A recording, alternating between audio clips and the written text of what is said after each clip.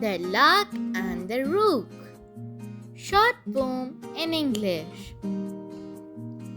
Good night, Sir Rook, said a little lark. The daylight fades, it will soon be dark. I've spread my wings in the sun's last ray. I've sung my hymn to the parting day. So now I haste to my quiet nook in your dewy meadow. Good night, Sir Rook.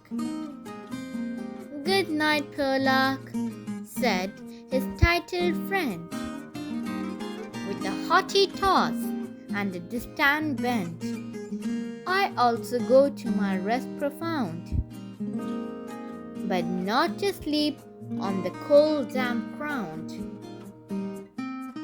The fittest place for a bird like me is the topmost bough of the tall pine tree.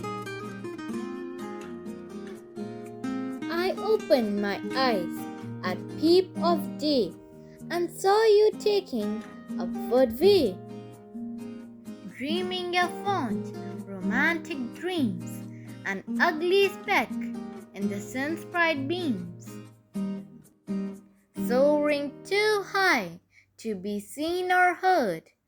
And I said to myself, what a foolish bird. I trod the park with a princely air. I filled my crop with the richest fare. I caught all day, made a lordly crew, and I made more noise in the world than you. The sun shone forth on my ebon wing. I looked and wondered. Good night, poor thing. Good night once more, said the lark's sweet voice. I see no cause to repent my choice. You build your own nest in the lofty pine. But is your slumber more sweeter than mine? You make more noise in the world than I. But who is a sweeter, Miss Trellisy? Thank you. Please like, share and subscribe.